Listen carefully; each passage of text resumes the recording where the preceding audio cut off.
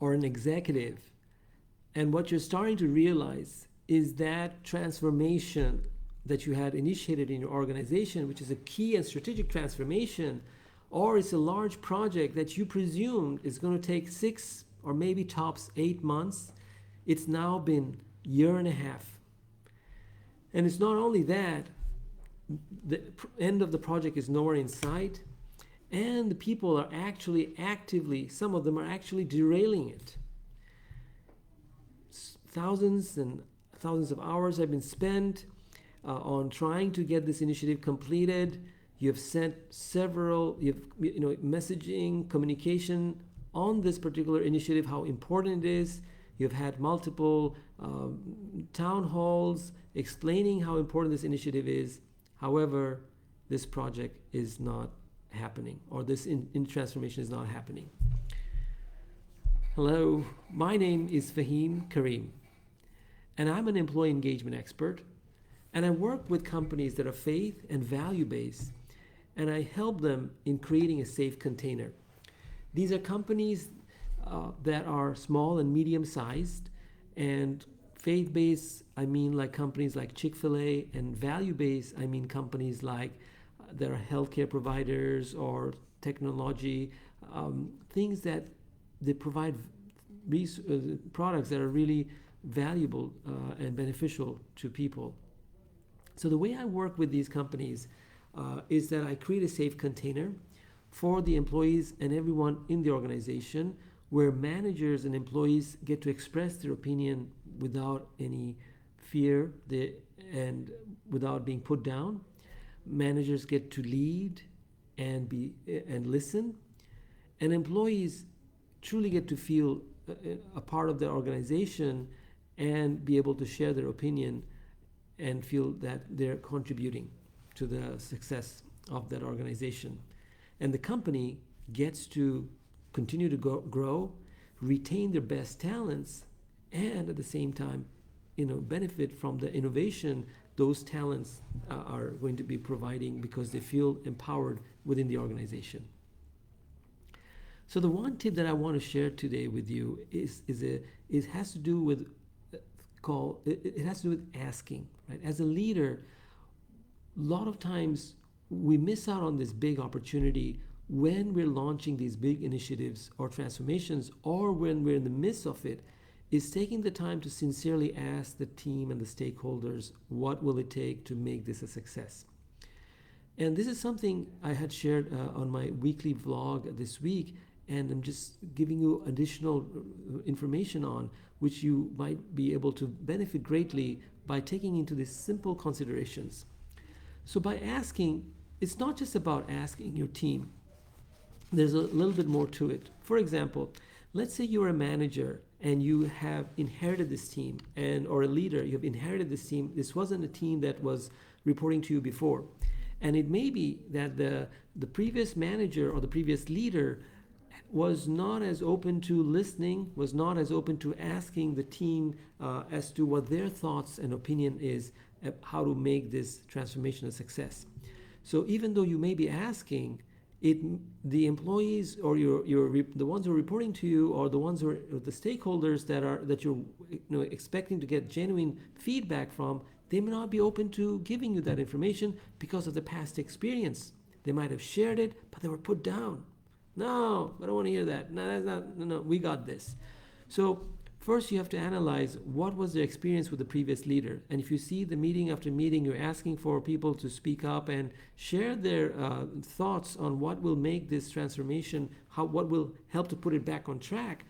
If they're not speaking up, well, that's one thing to consider. Why are they not speaking up? Is it because of the past experience? In this case, if that leader is you, then make them feel that there is going to be a difference going forward. They're going to experience something beautiful, different from you, which is you're not going to hold them responsible. You're not going to blame them for speaking up, and that they should feel safe to vocalize and express their opinion. By doing so, you're only going to be rewarding them because they're being upfront. And this is such a key part. I'll give an example. There was a company in Japan that was manufacturing soap, And what happened is some of the customers received boxes of the soap without any soap in it. So the customers complained to the company, and the CEO, identified 2 factories were involved in sending these empty boxes. So he told the leaders of those 2 factories or the manufacturing plants, solve this issue. We don't want any more customers receiving empty boxes.